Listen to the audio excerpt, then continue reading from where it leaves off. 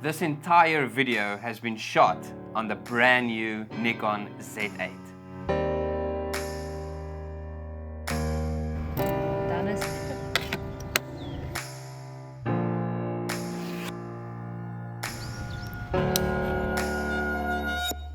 This guy.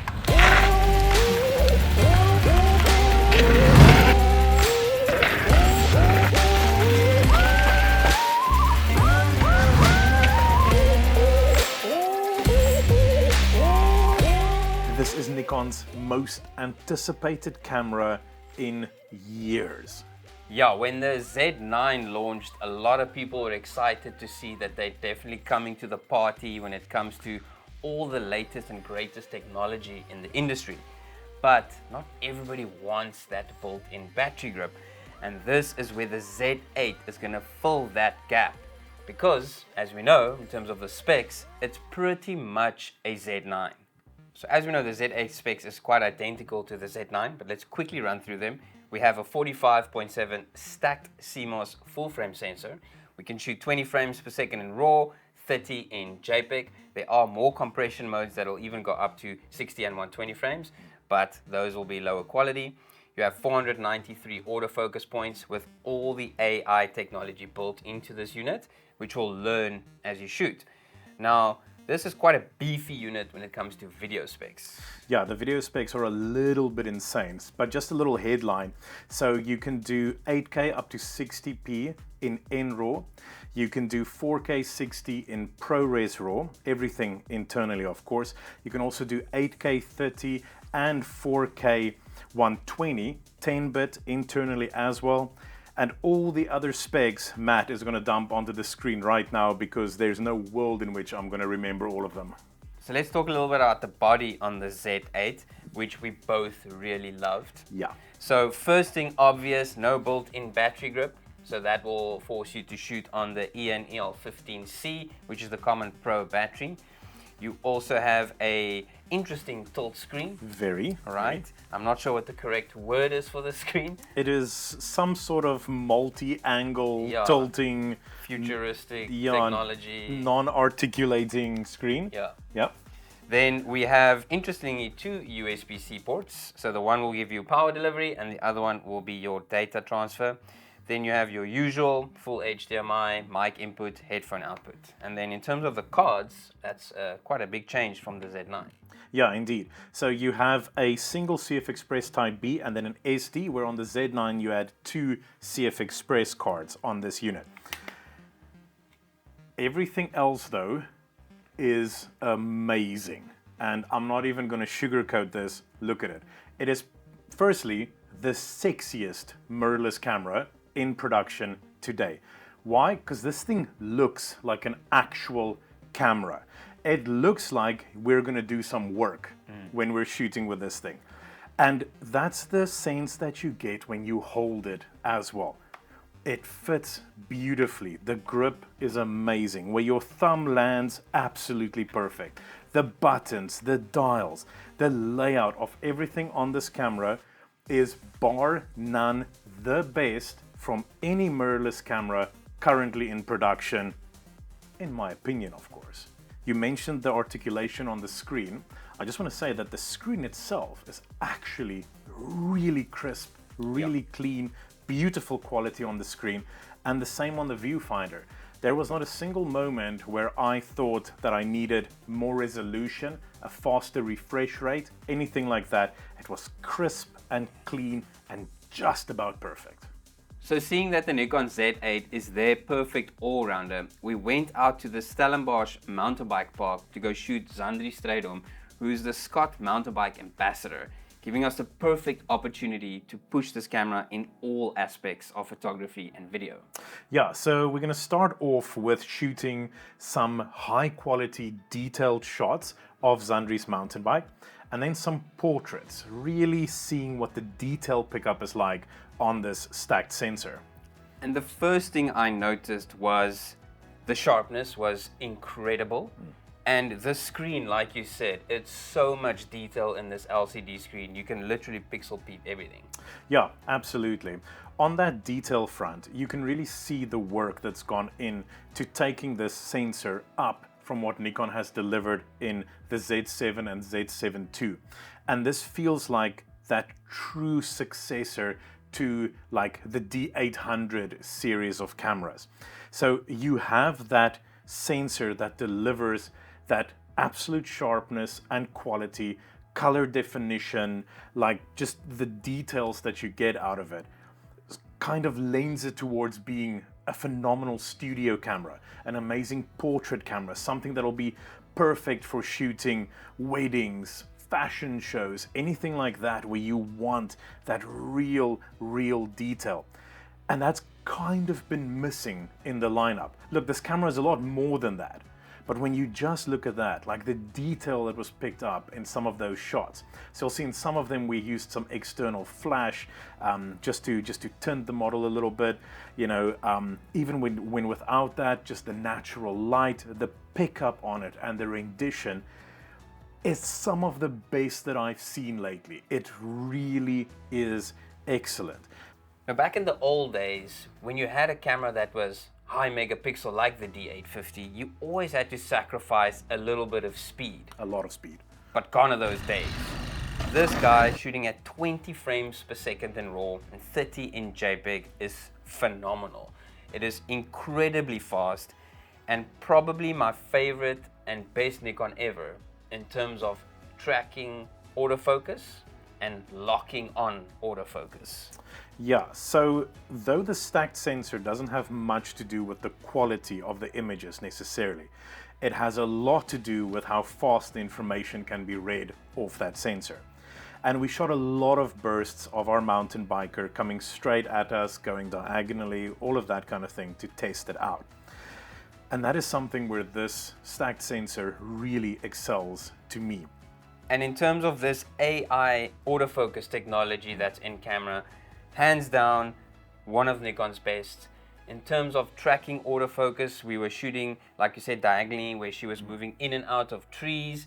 Even there was a shot we tested of her looking straight at the camera. I was walking in front of the camera. The camera completely ignored me and it was focusing on the subject. It's so sticky. Yeah, so I'll be the first to admit that when it comes to Nikon's autofocus, I've never been the biggest fan. For sure. Okay, yeah. and just straight up, their autofocus hasn't quite been on par with competitors up until now. Do I think this is the best autofocus on the market right now? No. I am still going to say that probably the Sony a7R5 probably has a better autofocus system, but that is also a very different type of camera to this. I mean, this has a lot more speed capabilities designed around it than that unit. And for something that is designed to do everything really well, to be that ultimate all-rounder, this is Nikon's best autofocus by far, and this is so close to being one of the best autofocus systems currently on the market. And I didn't think I would say that when they announced this camera.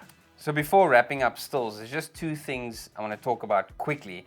And I'm not sure if we disagree on it completely, but something I was not a huge fan of is this screen tilting mechanism. I know it is quite strong and it's very rare to break, but it always feels like it might snap off, or if dirt or grime gets in there, it might be a little bit dodgy. But I think I just prefer the normal tilt up and down screens, and also obviously the normal classic industry now, the sort of flippy screen. That's something I'm not a huge fan of. This resolution on the screen is amazing. I just wish they had a different sort of mechanism. I will agree with you that I think the mechanism is a little bit over-engineered almost, like it's too complicated and it's trying to do too many things. And I'm going to compare it again to the Sony a7R5, which has a very similar mechanism, except that it incorporates this sort of tilt with a fully articulating screen. And I think that, for me, is the perfect sort of hybrid solution to this issue.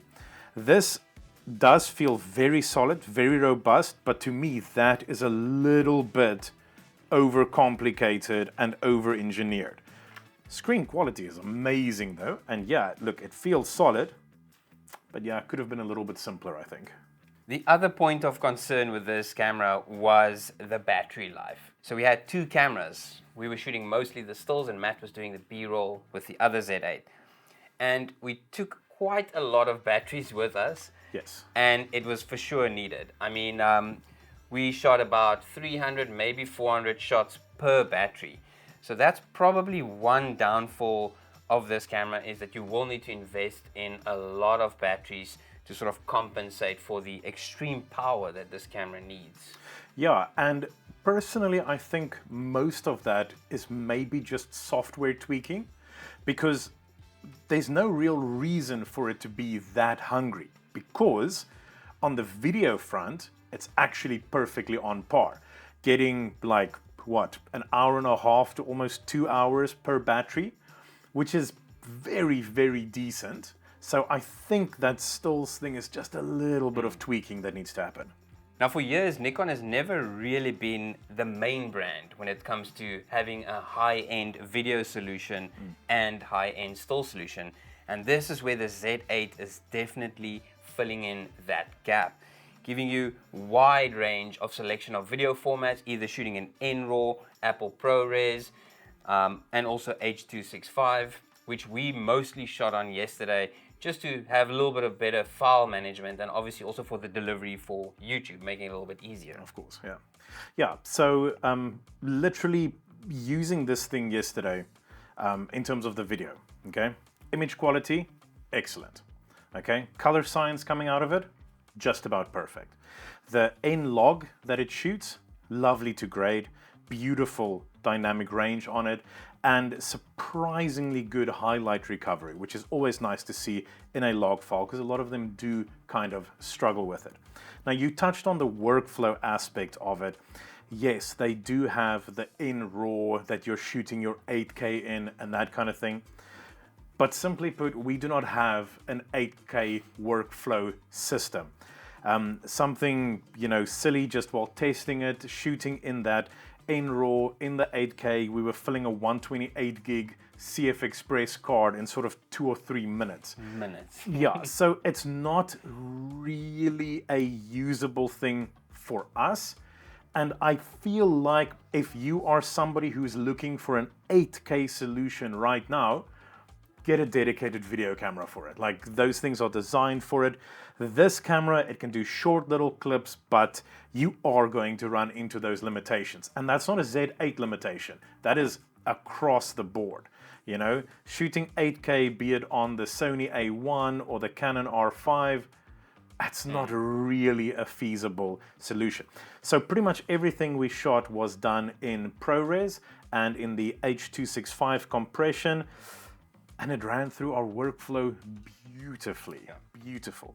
The ProRes is lovely to handle. It's obviously beautiful to edit, very smooth, very seamless. Same with the H.265.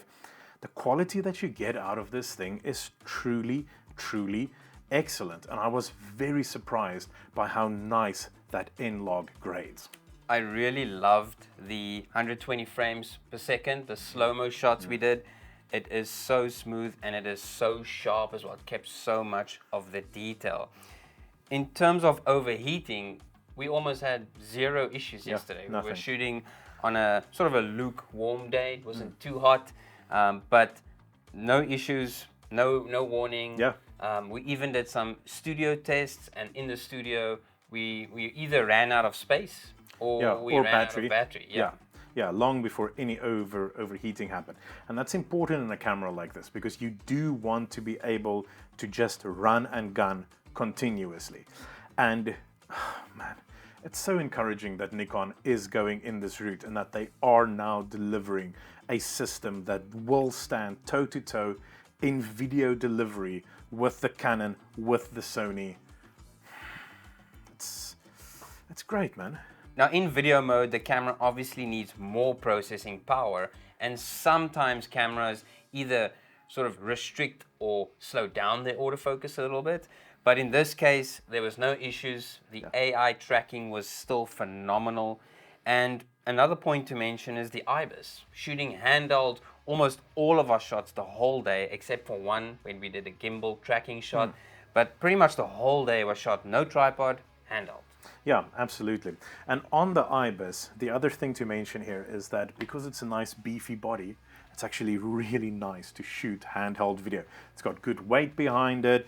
Once you have the lens mounted on there, the balance is just about perfect. Shooting with like the 70-200 2.8, the 24-70 2.8. Yeah, the balance was perfect, and the stability that you got out of it just with that bit of weight, just about perfect. Now, many years ago, before I had all these gray hairs, my first camera I ever bought was a Nikon Z8, and I've been in the family for years. But I always felt they never had the tech that the other brands had. But now, with the Z8, they are for sure filling that gap and making sure that they cover every aspect of photography and professional videography in this beast of a camera. Yeah, now, I never had the history with Nikon. I've never owned a Nikon, and I've never used a Nikon in any professional setting. And initially I wasn't convinced. I wasn't quite feeling it. I thought, based on reviews that I watched, that the autofocus wasn't quite up to scratch. That there was going to be issues with this for me that wasn't going to click, that just wasn't going to be right. And I will eat that humble pie all day, every day, because I'm really, really happy that this thing has proven me wrong, that this Nikon Z8 came through and really appealed to me and appealed to what I like about photography, the actual act of shooting. This felt like the type of cameras that we were using, 10 years ago to shoot with. It's big and bulky and rough and tough. And when you press that shutter button, it feels like something is happening. It feels like an image is being taken. And I absolutely love that. I love holding this thing. I love using it. I loved the lenses we were using with it. Those Z lenses are very nice. They are so good, and they pair with this camera perfectly. And for the first time right now in 2023, I feel that with this camera, Nikon has a true fighter in the ring against the Sony and the Canons that have dominated this space for how many years now. And man, that's exciting. That is so exciting because you need that competition in this space. And bloody hell, Nikon brought it.